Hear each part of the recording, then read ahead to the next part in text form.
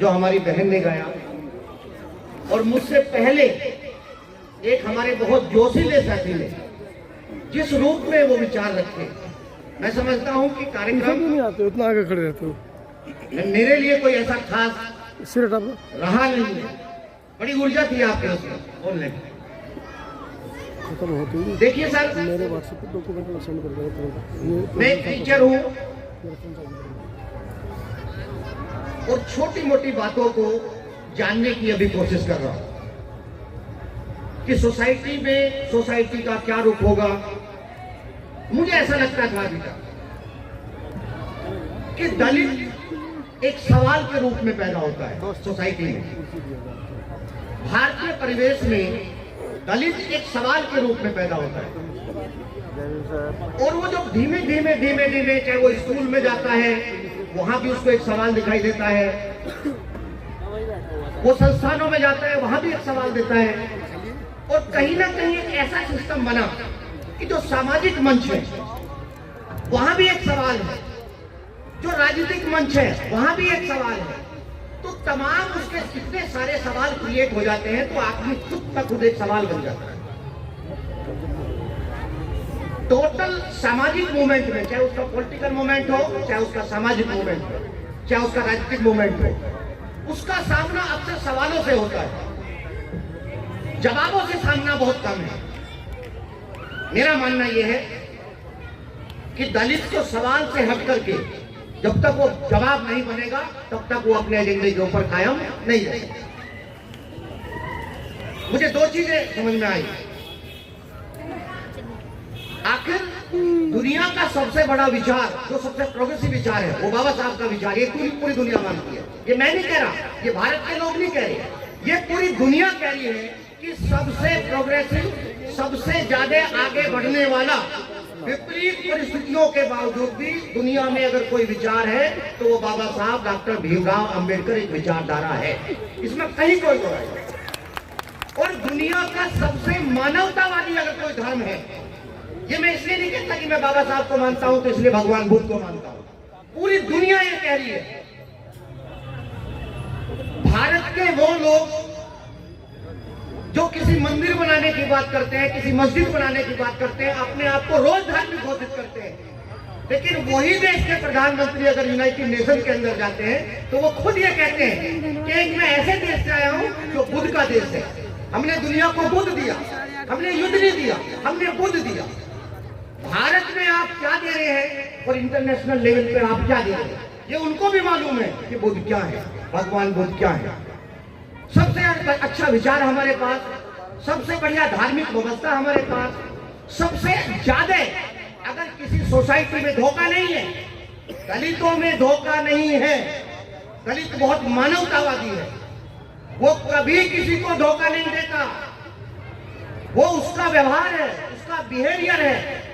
रात दिन पिटने वाले लोग, अगर हमारे समाज का व्यक्ति कोई गलती भी कर रहा है, मजदूरी करके आ रहा है, गलती कर रहा है, घर में कुछ और गड़बड़ कर रहा है, उसके बावजूद भी उसकी पत्नी कहीं ना कहीं दुखी और पीड़ित होने के बावजूद भी उसको रात में या बच्चों के गुरु कहीं ना कहीं भोजन देती है कि मर ना जाए, इसको मरने नहीं देना है।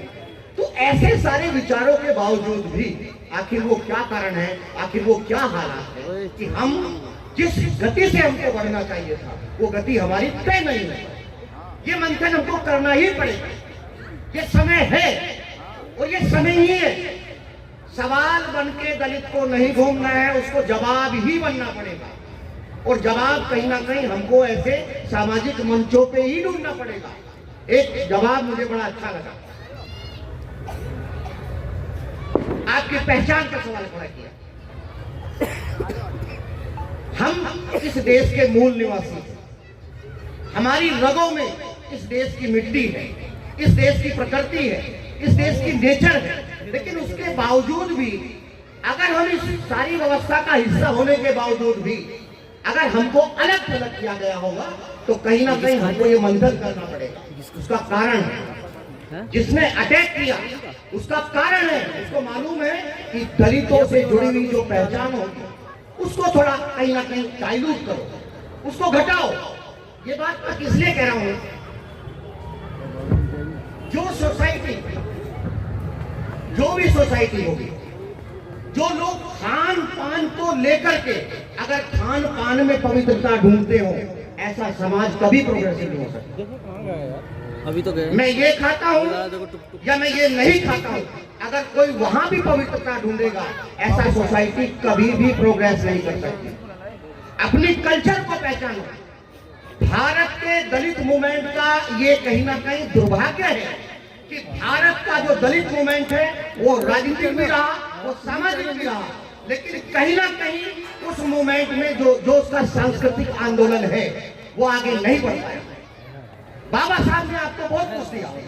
बाबा साहब ने, देखिए सुनिए, कितने बड़े नेता हैं और कितने बड़े सामाजिक हैं कि अभी तक बाबा साहब जी के द्वारा तय किए गए मुद्दे, अभी बाबा साहब जी द्वारा दिए गए अधिकार में एक लाइन भी हम जोड़ नहीं पाए। दलितों का दलित मूवमेंट, दलितों का राजनीतिक मूवमेंट अभी उस एजेंडे में एक लाइन नहीं जोड़ पाया। एक लाइन भी तय नहीं कर पाए। आरक्षण बाबा साहब ने आपको दिया, बाबा साहब के सामने प्राइवेट सिस्टम नहीं था, प्राइवेट सिस्टम यहां आया। क्या इस देश के दलितों ने, इस देश के नेताओं ने, इस देश के जो भी लीडर्स हैं, क्या उन्होंने अब इस देश में प्राइवेट सेक्टर में रिजर्वेशन बनाने के लिए कोई माहौल बनाया? एक दो लोगों ने कहा माहौल बनाने का मतलब ये नहीं कि मैं लोकसभा में एक बार सवाल खड़ा कर दूंगा। माहौल बनाने का मतलब होता है कि सड़क से आंदोलन तय हुआ। इस देश में कितने आंदोलन हुए जो सड़क से तय हुए, जिन्होंने ये कहा कि मैं कहीं ना कहीं इस देश में प्राइवेट सेक्टर को रिजर्वेशन चाहते हैं। ये है सवाल। और देखिए कल्चर कितनी बड़ी होती है। अभी एक गीत आया, अभी जो बहन जी ने जो गीत गाया, आपको मालूम होना चाहिए कि जो आप पसंद करते हैं, जो आप गीत गाएंगे, जो आप संगीत गाएंगे, जो आपकी रगों में होगा, जो आपकी कल्चर को मैच करता होगा, जहां आपकी कल्चर दिखाई देगी, वही चीजें आपको पसंद आएगी। एक ही गीत ने कहीं ना कहीं भाषा चेंज करी और पूरे माहौल को कहीं ना कहीं एक रंग में बनाया। मेरा मानना यह है कि दलितों को, देखिए दो चीजें आप ध्यान रखें, ये बात मैं दावे के साथ कह सकता हूं, ये सामाजिक मंच है या झूठ नहीं बोलूंगा। हो सकता है कि कहीं पॉलिटिकल मंच पे कोई बातें इधर से इधर कर देता हूं, लेकिन मेरा मानना यह है कि इस देश का दलितों का राजनीतिक मूवमेंट इसलिए फेल हुआ, उसका कारण है नेता ने चेक नहीं किया। नेता आता है, दलित समाज के बीच में कहता है कि अब कुछ नहीं हो सकता, सब कुछ खत्म हो जाएगा, अब कुछ नहीं हो सकता। वो फ्रस्ट्रेट है, वो फ्रस्ट्रेट है, वो आपको फ्रस्ट्रेट करना चाहता है। ये बात ध्यान से सुनो। अगर देखिए, हम सब तमाम वो लोग हैं जो मजदूरों की औलाद है। अगर हम मजदूरों की औलाद है, गांव में मजदूरी करते करते इस देश के दलितों ने, उन लोगों ने एक सपना देखा कि मेरा बेटा टीचर बनेगा, मेरा बेटा इंजीनियर बनेगा या कुछ नहीं बनेगा, मुझे इसको एजुकेशन देनी है। और उस सोच का प्रभाव यह हुआ कि आज इस देश में दलित कहीं ना कहीं बहुत आगे बढ़ा। कहीं नेता की नाकामी आपके ऊपर हावी ना हो जाए, क्योंकि वो मंथन करने के लिए तैयार नहीं है। मुझे ऐसा लगता है कि देखिए, सुनिए, सामाजिकता की कच्ची सड़क पर राजनीति की तेज गाड़ी चल नहीं सकती, और जो चलाएगा एक्सीडेंट होगा, 100% एक्सीडेंट होगा। और ये बात सीखो, ये बात बीजेपी से सीखो भाई। नेता है, उनको मालूम है कि सत्ता में अपने आंदोलन को किस तरीके से मजबूत बनाना है। आप अपने कल्चर को भूल गए, आप अपने सामाजिक आंदोलन को भूल गए। ये सच क्या पटाखे बहुत है अभी। देखिए, मेरा कहना यह है कि हम आत्ममंथन करें। एक छोटी सी बात मैं कह करके, पिछले 2-3 साल से मैं अक्सर कुछ चीजों को, अक्सर जैसे मुझे जो भी बात करने का मौका मिलता है टीवी चैनल पे, मैंने 1000 बार अक्सर जानबूझ करके, उसको मालूम है कि इसका इससे कोई रिलेशन नहीं है, लेकिन मुझे वो बोलना ही है, ये मेरा सिलेबस तय रहता है।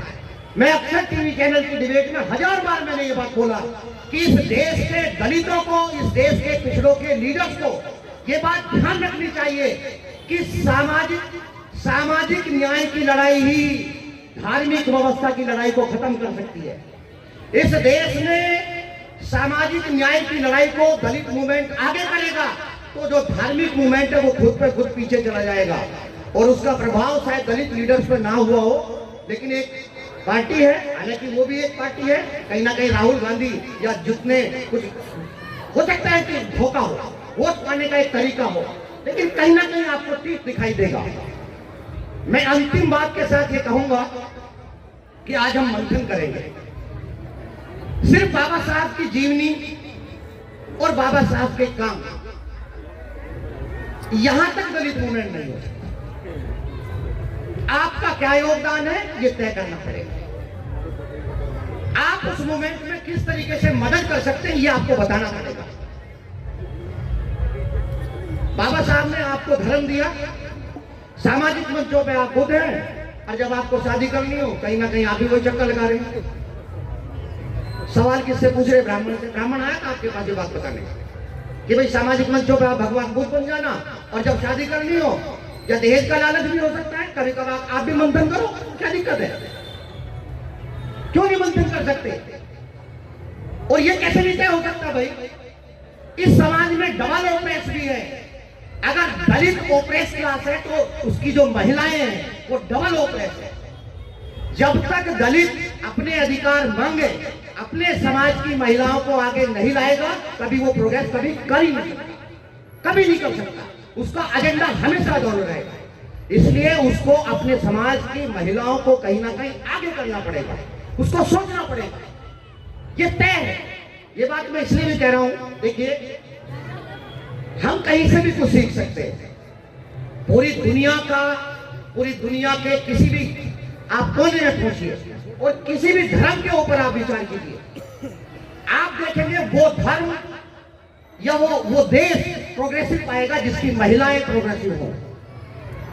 जैसे मैं किसी का बुराई नहीं कर रहा हूं और किसी की बड़ाई भी नहीं कर रहा हूं। पंजाबी समाज, क्योंकि वहां पाकिस्तान का डिवाइडेशन हुआ, उनकी महिलाएं पुरुष कहीं ना कहीं पासे आई, हालात ऐसे पैदा हुए, और निश्चित रूप से आप देखेंगे कि उसने अपनी महिलाओं के लिए राइट्स खोले। और आप देखेंगे कि आज पंजाबी समाज सबसे लगभग वो बहुत प्रोग्रेसिव है, वो पूरी दुनिया में माइग्रेशन कर रहा है। एक छोटी सी बात और, बाबा साहब ने ये भी कहा था कि इस देश, देखिए पूरी दुनिया की रेस ये बताती है, पूरी दुनिया की ये इतिहास है कि जिस भी कल्चर ने और जिन भी लोगों ने मैक्सिमम माइग्रेशन किया हो, मैक्सिमम माइग्रेशन, जो मैक्सिमम माइग्रेशन करेगा वो ही प्रोग्रेसिव होगा। इसलिए दलितों को ये भी आपको ध्यान रखना पड़ेगा कि माइग्रेशन पावर बढ़ानी पड़ेगी। एक आदमी, आज ये कोंडली का इलाका है इंदू जी, यहाँ बुलंदशहर, अभी हम बात करते आ रहे थे, तो यहाँ मेरठ के लोग दिल्ली में इतने नहीं बसे जितने लोग बुलंदशहर के बसे, सहारनपुर के लोग इतने नहीं बसे जितने बुलंदशहर के लोग बचे, वहां से ज्यादा अलीगढ़ के लोग बसे। उसका कारण था वहां एजुकेशन आई। इस पूरे पश्चिम उत्तर प्रदेश में दलितों का जो आंदोलन चला, जो शैक्षिक आंदोलन चला, उसमें सबसे ज्यादा जो प्रोग्रेसिव रहा कहीं ना कहीं बुलंदशहर रहा। और उसका एक कारण भी है, हर आंदोलन के पीछे कहीं ना कहीं एक कारण होता है कि जो लैंड डिस्ट्रीब्यूशन है, पूरे उत्तर प्रदेश में लैंड डिस्ट्रीब्यूशन के हिसाब से हम जो दो जिले हैं, एक आपका बुलंदशहर है और एक आपका सहारनपुर। ये मैं बार बार कहता था कि इस देश में दलित मूवमेंट या जो आगे बढ़ेगा, वहां लैंड है, बुलंदशहर में लैंड कम है, लेकिन गांव में शोषण का कारण ही लैंड है। हर आदमी 2 बीघे के खेत के ऊपर खड़ा होकर कह ले कि उसकी कोई औकात नहीं होती, उस जमीन का कोई मायने नहीं है, उसकी कोई बड़ी व्यवस्था नहीं है, लेकिन कहीं ना कहीं वो मानसिक रूप से देखता है, ताकत देखता है। इसलिए बुलंदशहर में हर आदमी के पास जमीन थी, लगभग। सहारनपुर में लैंड ज्यादा है, वहां बड़ा काश्तकार है, वहां की प्रोग्रेस थोड़ी अलग तरह की है। तो मेरा कहना यह है सर, हम कभी कभार ये भी सोचें कि हम क्या कर सकते हैं। एक अंतिम बात मैं कहूंगा कि बाबा साहब के अंतिम शब्द थे, बाबा साहब ने धार्मिक आंदोलन चलाया, लेकिन बाबा साहब ने अंतिम शब्दों में क्या कहा? जब उन्होंने कहा कि भाई सुनो, ये देश राजनीतिक रूप से आजाद हो रहा है, ये देश राजनीतिक रूप से आजाद हो रहा है, ये देश सामाजिक रूप से आज भी गुलाम है, और अगर ये देश सामाजिक रूप से गुलाम है तो मैं अपने तमाम अनुयायियों से ये उम्मीद करूंगा कि इस देश में तीसरी आजादी, जो सामाजिक आजादी की लड़ाई लड़ी जाएगी, इस देश के दलितों को लड़नी ही पड़ेगी। तीसरी आजादी आर्थिक आंदोलन, तीसरी आजादी सामाजिक आंदोलन, तीसरी आजादी शैक्षिक आंदोलन, तीसरी आजादी सांस्कृतिक आंदोलन। ये जब तक आपको नहीं अपनाना पड़ेगा, मुझे क्या कपड़े अच्छे लगते हैं, जब तक मैं ये तय नहीं करूं, ये कैसे हो जाएगा भाई? ये तय नहीं हो सकता। द कलर्स ऑफ दलित, एक छोटा सा आर्टिकल लिखा था मैंने, द कलर्स ऑफ दलित, दलितों के रंग। दलितों के रंग क्या हो सकते हैं? मैं उसमें बताया था कि इसी गांव के परिवेश में, भारत के चाहे किसी भी कोने में चले जाइए, आप कश्मीर से लेकर के दक्षिण तक चले जाइए, कोई भी महिला अगर चटकीले भड़कीले कपड़े पहनती थी तो तमाम लोग उस पर जाति सूचक शब्द कहते थे कि ये क्या चमारो जैसे आपने रंग पहने हुए। दुनिया बदली, दलित मूवमेंट बदला, और आज वही रंग दुनिया की कोई भी किसी समाज की महिला अगर अपने आप को अच्छा दिखना चाहती है, सुंदर दिखना चाहती है, तो वही दलितों के कपड़े पहनने पड़ेंगे, वही लाल, वही चटकीले, वही भड़कीले कपड़े पहनने पड़ेंगे। कल मजबूरी में दलित जो अनाज खाता था, जो मोटे अनाज थे, आज वो पूरी दुनिया उन्हीं अनाज को खाना चाहती है। अभी आप देखना, आएंगे लोग आपके दरवाजे पे आएंगे, आपके दरवाजे पे आएंगे कि हमको बताओ कि भूख में कैसे जिंदा रहा जा सकता है, हमको बताओ कि तुम कैसे अभाव के बावजूद भी इतना पढ़ लेते हो, हमको बताओ कि तुम ऐसे असुरक्षित माहौल में भी कैसे रह सकते हो। गांधी जी गए थे ना, केजरीवाल जी भी गए थे, आपके मुख्यमंत्री जी, गरीबी का एक मॉडल देखने कलकत्ता के अंदर। गांधी जी ने भी वहां गरीबी का मॉडल देखा था। तो हमारे घर तैयार होंगे, आप इस कल्चर को मजबूत करो। और ये बात मैं अंत क्या क्या इसलिए कह रहा हूं कि देखो, अमेरिका का ब्लैक, भारत का दलित 1935 में आरक्षण के दायरे में आया। 1935 से पहले की कहानी सुनो। 1832 में अहमदनगर एक जिला है, बाबा साहब ने अपने लिटरेचर में यह बात मेंशन की है कि 1832 का दलित अंग्रेजों को चिट्ठी लिख करके ये कह रहा है कि मुझे अंग्रेजी शिक्षा चाहिए। 1832 का दलित, जिसे हिंदी ना आती हो, अंग्रेजों को जो चिट्ठी लिख रहा होगा, वो कह रहा है, मांग कर रहा है कि मुझे अंग्रेजी शिक्षा चाहिए। ये दलित मूवमेंट है, चेक करो उसको, ये दलित मूवमेंट 1832 में कह रहा है कि अंग्रेजी चाहिए। आप उसको सोचो, 1907 में दलितों का एक ग्रुप जनगणना आयुक्त को एक चिट्ठी लिखता है, 1907 का दलित ये चिट्ठी लिखता है कि भाई हमारी जनसंख्या को आप हिंदुओं की जनसंख्या से अलग करो। और शौकत अली नाम के एक मुस्लिम थे, उनका जनगणना आयुक्त के साथ बड़ा आना जाना था। 1911 में इस देश के दलितों ने हिंदुओं से अलग होकर के अपनी जनगणना कराई, और 20 तक आते आते उन्हीं जनगणना के आंकड़ों को लेकर के बाबा साहब ने अंग्रेजों के ऊपर ये दबाव तय कर दिया कि कहीं ना कहीं हमें आरक्षण चाहिए ही चाहिए। और वो कितना चालाक है, हिंदू कितना चालाक है। पंजाब में दलितों की सबसे बड़ी आबादी, और स्पेशली वाल्मीकि समाज के सफाई कर्मचारियों की आबादी सबसे ज्यादा पंजाब में थी। उनको मालूम था कि अगर ये आंकड़े जारी होगी तो पंजाब की कहानी चेंज हो जाएगी। उसने जानबूझ करके एक कलेक्टर पैदा किया और बता दिया कि भाई ये इस धर्म का आदमी है। चलिए, ये एक मुद्दा है। मेरा कहना यह है कि 1935 में इस देश का दलित आरक्षण के दायरे में आया, और मार्टिन लूथर किंग 70 के दशक में नहीं, 69 यानी कि अंतिम स्थिति में, 60 के अंतिम स्थिति में जाकर के इस देश के अमेरिका का ब्लैक आरक्षण या डाइवर्सिटी जिसको बोलते हैं, उसके दायरे में आया। दोनों के आंदोलन की गति चेक करना, दोनों के आंदोलन की गति चेक करना। अगर वो डाइवर्सिटी में आया तो आप सुनिए वो क्यों आ गया। उसने कहा कि सुनो, मैं अपनी कल्चर से प्यार करता हूं। उसके सारे शोषण का कारण क्या था? रंग था। उसने कहा कि एक काम करूं, मैं रंग चेंज कराने के लिए किसी मस्जिद में नहीं जाऊंगा, किसी गिरजाघर में नहीं जाऊंगा, मैं इस रंग को ही खूबसूरती का प्रतीक बना दूंगा।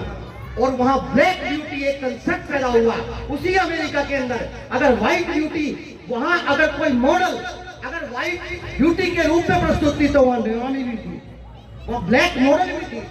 उन्होंने अपना इतिहास, टोनी मॉरिसन, जाओ देखो ना, क्या है, ब्लैक आइज, जाओ देखो ना, उसने क्या बोला उसको, उसने एक कल्चर तय कर दिया। उनका जो संगीत है, जिसको बोलते थे लोग ये कान फोड़ू संगीत है, आज वो जाज म्यूजिक है, हर आदमी इसको सुनना चाहता है। मेरा कहना ये है, किसी के पास मांगनी मत जाओ, अपने आप को प्रूव करो, अपने आप को सिद्ध कर दो, और आप सिद्ध कर सकते हैं। आपके पास हर वो चीज है। बस मैं इसी के साथ माफी चाहूंगा। बहुत सारी कभी कभार आदमी, मगर मुझे अच्छा इसलिए लगा कि इस देश के दलितों को राजनीतिक आंदोलन, सामाजिक आंदोलन के साथ साथ जो उसकी सांस्कृतिक पहचान है, वही एक माहौल है